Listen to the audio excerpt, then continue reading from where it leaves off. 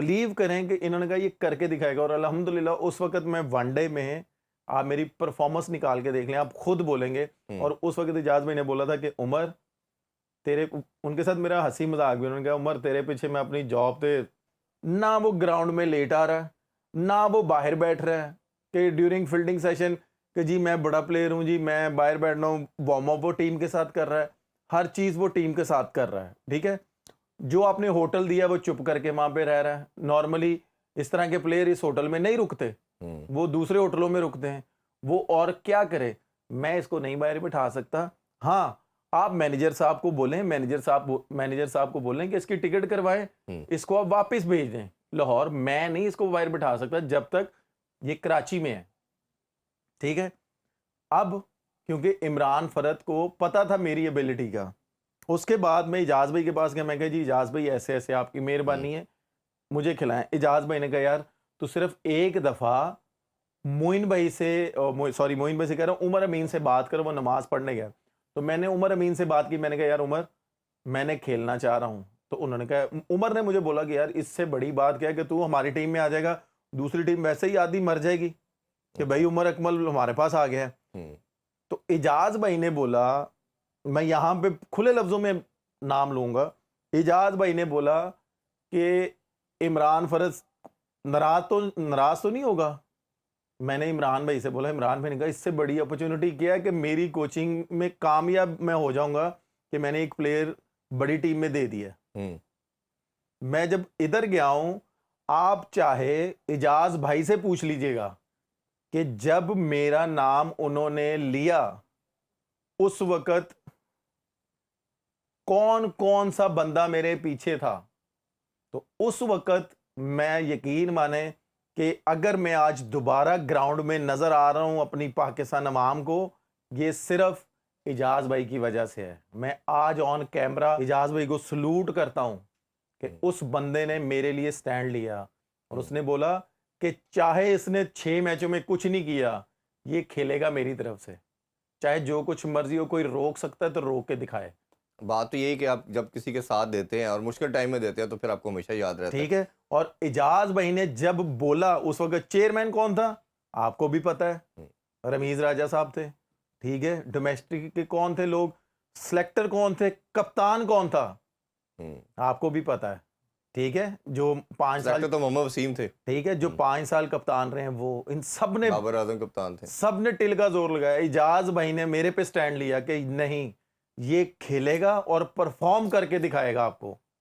تو اجاز بھائی نے جب مجھے بتایا, اور اجاز, میرا یقین مانے کہ میری آنکھوں میں آنسو آ گئے تھے کہ یار ایک بندہ میرے لیے اپنی جاب کو ہاں بالکل سیکریفائز کر رہا ہے. اور آئی گیس اس وقت یہ چیف سلیکٹر تھے, ٹھیک ہے, یا کسی چیز کوئی ان کو جاب ملی تھی. جی ٹھیک ہے, تو میں آپ کو بلیو کریں کہ انہوں نے کہا یہ کر کے دکھائے گا. اور الحمدللہ اس وقت میں ون ڈے میں, آپ میری پرفارمنس نکال کے دیکھ لیں, آپ خود بولیں گے. اور اس وقت اجاز بھائی نے بولا تھا کہ عمر تیرے, ان کے ساتھ میرا ہنسی مذاق بھی, انہوں نے کہا عمر تیرے پیچھے میں اپنی جاب پہ. بڑا ڈیسیژن یہ تھا کہ ٹاس جیت کے انہوں نے جو فیصلہ کیا کہ جی ہم چیز کریں گے, اور ہم نے دیکھا کہ نارملی جو ٹیم پہلے کھیل رہی ہے وہ زیادہ بہتر پرفارم کر رہی ہے. اور لاہور کی پچ ہم نے پہلے بھی بات کی کہ یہ ڈیفرنٹ اس دفعہ نظر آ رہی ہے, بال بہت اسکڈ بھی کرتا ہے. ہم نے دیکھا کہ شاندار پرفارمنس حارث روف کی بھی نظر آئی, 3 کھلاڑی آؤٹ کیے انہوں نے. تو یہ آپ پچ کا کس طرح دیکھتے ہیں, اور جو فیلڈنگ بھی ہوئی, فیلڈنگ میں ہم نے دیکھا کہ 6-7 کیچز ڈراپ کیے اسلام آباد یونائٹیڈ نے, پہلے کبھی اس طرح کی فیلڈنگ ہم نے دیکھی. تو آپ کو خیال میں یہ فیلڈنگ بہت بڑا امپیکٹ کریٹ کیا, کیونکہ جب ایک پلیئر کو آپ 2 باریاں دیں گے تو اوبیسلی وہ پھر آپ کو رن تو کرے گا. وہ میرے خیال اگر آپ کو بھی 2 باریاں دیں تو آپ بھی ماشاءاللہ سکور کر ہی لیں گے اتنی بڑی کرکٹ میں. تو یہ دیکھیں فیلڈنگ ایک ایسی چیز ہے کہ جیسے آپ نے اور میں نے, ہم بات کرتے ہیں کہ چلیں بالنگ اور بیٹنگ آپ کو لک آپ کا ساتھ دیتی ہے, لیکن جو فیلڈنگ ہے وہ آپ کو خود کرنی پڑتی ہے, اور اس پہ ہی سارا ڈیپینڈ کرتی ہے آپ کی خود کی پرفارمنس بھی, ٹیم کی پرفارمنس بھی. اب جس طرح کی فیلڈنگ اسلام آباد یونائٹیڈ نے کی ہے, میں سوچ بھی نہیں سکتا کہ انہوں نے اس طرح کی فیلڈنگ وہ کر سکتے ہیں, کیونکہ وہ ان کی جس طرح کی ٹیم ہے, سارے ینگسٹر ہیں, کوئی اتنا نہیں ہے.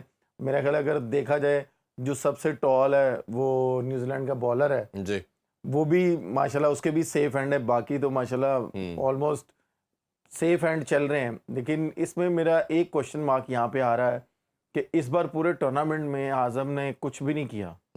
अगर आज़म को अगर आप 1-2 मैच बाहर बिठाते हैं तो आप किसी और से कीपिंग करवाते हैं तो इसमें कोई बुरी बात नहीं, आप एक बैट्समैन ऐड कर सकते हैं। लेकिन आई डोंट नो कि आज़म क्यों नहीं बाहर बैठ रहा, उसको आपने हर नंबर पे खिला के आपने ट्राई कर लिया है। जी अगर एक मैच उसको ड्रॉप करके उसको बाहर बिठाएं, उसको प्रैक्टिस करवाएं, जो कि नॉर्मली मोइन भाई अगर करते हैं, मैं ये नहीं कह रहा कि नहीं करते, मोइन भाई मेरे साथ भी करते हैं। लेकिन वो मोइन भाई का तो अब इसमें लेना देना नहीं है नहीं ना ना, मोइन भाई का नहीं है लेना देना, लेकिन मोइन भाई उसको मशवरा तो दे सकते हैं ना एज ए सन कि बेटा आप अपनी टीम से बात कर लो कि यार एक मैच मुझे रेस्ट दे दे, मैं प्रैक्टिस करना चाह रहा हूँ, और उसके बाद अगर आपको समझ आएगी तो आप मुझे खिला लीजिएगा। पाकिस्तान में आपको पता है अपॉर्चुनिटी देता कोई नहीं है, बारी किसी और की आ गई तो फिर वो मसला बन जाता है। अच्छा, एक बड़ा इंपॉर्टेंट चीज़ जो मैं आपसे पहले डे से डिस्कस कर रहा हूँ, कल भी देखे 209 रन बनाए लाहौर कलंदर ने। अब आप ज़रा देखिएगा हर प्लेयर का कंट्रीब्यूशन है, और जो डिफरेंस हम बात करते हैं जो ब्रांड ऑफ क्रिकेट की, वो चेक कीजिएगा। फ़खर जमान का 44 है, 30 बॉलों पे 146 का स्ट्राइक रेट है जी। क्योंकि T20 है और मॉडर्न डे क्रिकेट की बात कर रहे हैं तो इसलिए इस पे बात करना मेरा ख्याल है सबसे ज़्यादा नेसेसिटी है। इसी तरह मोहम्मद नईम आया, अनफॉर्चुनेटली कल वो अच्छा खेल रहा था, रन आउट हो गया। इसका 22 पे 25 है, 113 का स्ट्राइक रेट है। अब्दुल्ला शफीक आते हैं जी तीसरे नंबर पे, उनके 17 पे 22 है, 129 का स्ट्राइक रेट है। इसी तरह डेरल मिचेल, अब फॉरेन प्लेयर आना शुरू हो रहे हैं, डिफरेंस देखिएगा आप ज़रा। डेरल मिचेल आ रहा है, उन्होंने 18 पे 28 किया है, उनका 155 का है। सैम बिलिंग आता है, उनका 17 पे 38 है, 223 का है। और सिकंदर रज़ा आके फिनिश करता है फिर मैच को, 17 पे 39 है और 229 का स्ट्राइक रेट है। यानी कि ये बता रहा है कि हमारे प्लेयर जितने भी हैं, जो हम पहले दिन से डिस्कशन कर रहे हैं, वो एक ही स्टेट ऑफ माइंड के साथ क्रिकेट खेल रहे हैं। 150-60 की, ये अगर उसी तरह फिनिश करते तो 160 से ऊपर नहीं होना था। तो जो 200 अबव लेके जाने वाली गेम थी वो फॉरेन प्लेयर ने किया, तो ये हमारे प्लेयर क्यों नहीं कर पा रहे? मेरा ख्याल है जो वो कैंप लगाया था ना वो स्ट्राइक रज़ाक भाई ने, ये सवाल उनसे करें। और जो पाकिस्तान क्रिकेट बोर्ड में जो लोग हैं जिन्होंने इन सब लोगों को कह लेंगे ओब्लाइज किया था कि यार इन पे बात ना कोई आए या ये हम पे बात ना करे, हम इनको इस तरह का कैंप लगा दें तो ये हम इनको वहाँ पे यूटिलाइज़ करें। तो मेरा ख्याल है कि ये अगर आप उनसे सवाल करें ना, आप और मैं और दीगर चैनल वाले ये बातें कर करके थक गए हैं कि भाई स्ट्राइक रेट नहीं हो रहा ना, तो फिर आप किसी चैनल पे रज़ाक भाई को बुलाएं और रज़ाक भाई से पूछें कि भाई आपने क्या सिखाया इन लड़कों को। कि अगर आपने इनका माइंड ये थोड़ी है कि भाई आपने सिर्फ वो बल्ले के साथ बॉल मारना ही सिखाना है, तो भाई आपने इनके माइंड में वो चीज़ें भी तो डालनी है कि भाई आजकल की जो मॉडर्न डे क्रिकेट है, आपने उसको लेके चलना है। बल्ले में बॉल तो ये भी बैट पड़ा हुआ है, बॉल आपके हाथ में है, मैं आपकी तरफ फेंकूंगा, आप भी बल्ले में मारते रहेंगे, लेकिन जब तक मैं आपको नहीं